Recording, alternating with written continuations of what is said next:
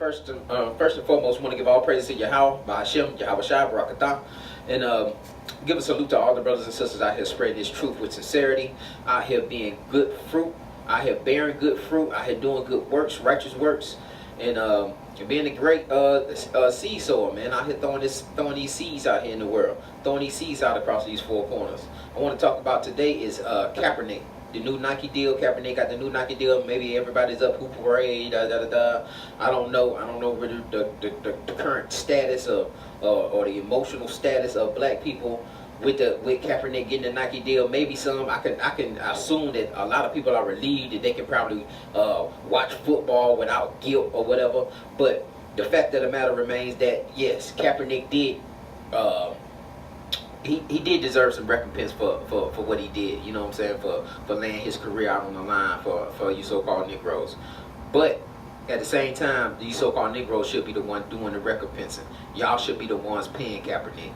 And as soon as he did it, I was like, I did some videos back in the day like, hey man, we should give Kaepernick $1. All it takes is give Kaepernick $1 a month. We get Kaepernick $1 a month, he can start the movement, he can really start doing something, and we can invest, you know what I'm saying? But give it $10 a month. You see what I'm saying? Stop watching the football. We can't even do that. You can't even cut the football. You can't even cut the TV off on Sunday. Get to the word. Y'all be pretending like y'all doing this church thing. Get to the word then. And cut the football off. Y'all couldn't do that. You can't do that. Y'all already got your fantasy football teams already lined up. So Nike threw in that deal for you. But you got to beware the guilt. So we're gonna get into that a little bit through the scripture. But yeah, what Kaepernick did was a righteous thing, man. It was like a Moshe of this time, man.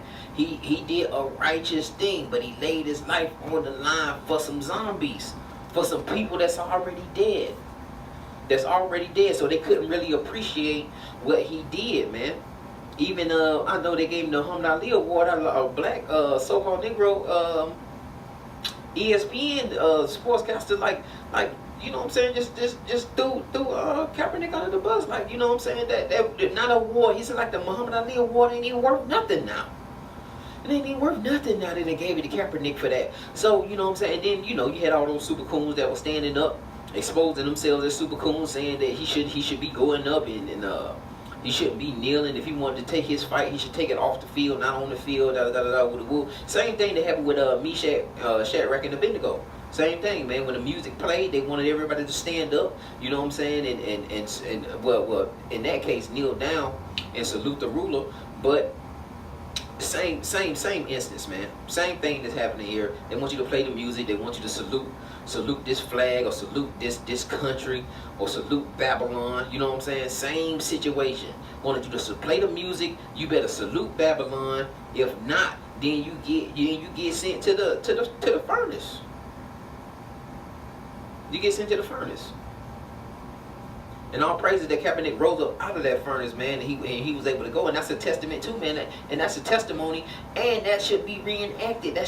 You should be willing to go into the furnace. I got a class on that, man, jumping into that furnace. You should be willing to risk everything. And I think that's the name of the other slogan. If you stand up for something, even if it may cost you everything, I'm here to tell you that it's going to cost you everything. Standing up for something is going to cost you everything. You're going to have to die. Especially this truth. This truth going to cost you everything. This truth going to cost you the world. Because nothing of the word is in this truth. Matter of fact, let me get that real quick. 1 John 2:16.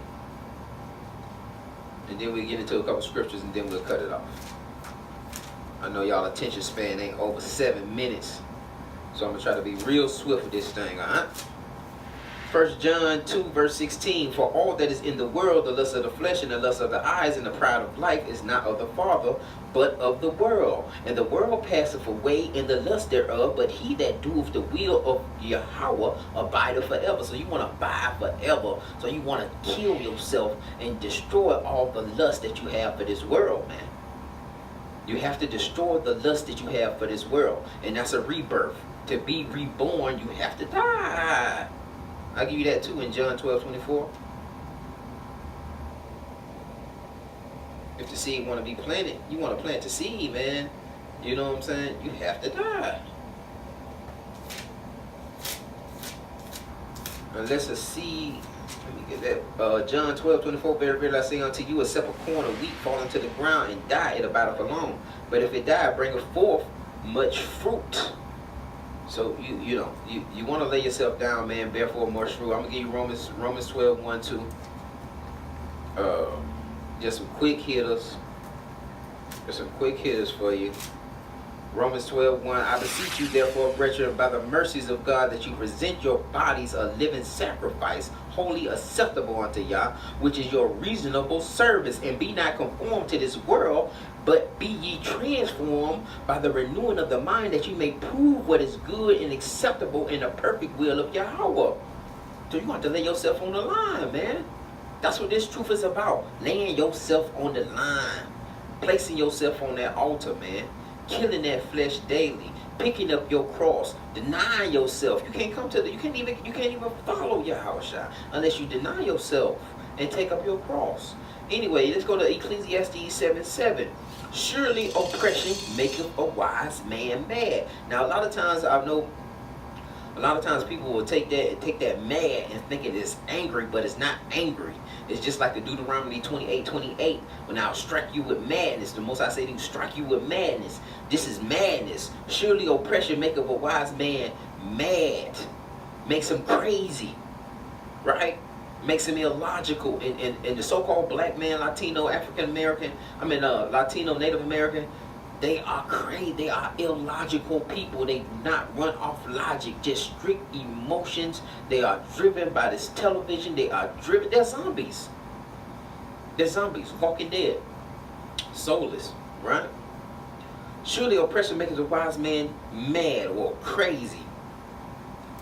And a gift destroyeth the heart. A gift destroyeth the heart. So even though we give the praise and we want to be happy about Kaepernick getting this new Nike deal, or getting this Nike campaign, or he finally getting some money, because you know what I'm saying, we can get that little guilt off of us. I think that's about the most part why so-called African Americans are happy, is that they can get a little guilt off of still watching football, watching this man get crucified and not standing up for him.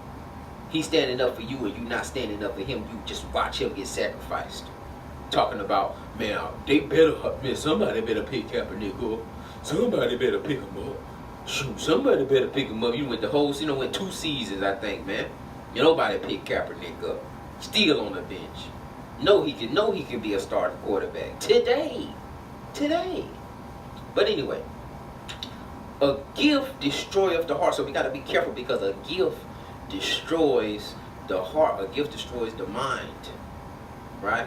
It'll change your thinking. It'll make you smile. That's why when your boyfriend mess up, or when your husband mess up, he brings you some flowers, he brings you a gift, he does something to change your mind a little bit, to soften your mind, to soften the wound up a little, close the wound a little bit, right? You got to be careful with that. We're gonna get a precept in Apocrypha, Ecclesiasticus or Sirach, chapter 20, verse 29. Presents and gifts blind the eyes of the wise, and shut up his mouth that he cannot reprove. It blindeth a gift blindeth the eyes of the wise, so they won't even see what you're doing. So Kaepernick won't even see and that's if he, you know what I'm saying, if he's not, if he doesn't know what's really going on. But like I said again, he deserves the recompense. But we have to be aware, and if he's not aware, then this is what's going to happen to him. The presence and the gifts will blind the eyes. He won't see the oppression no more. He won't even look for it no more.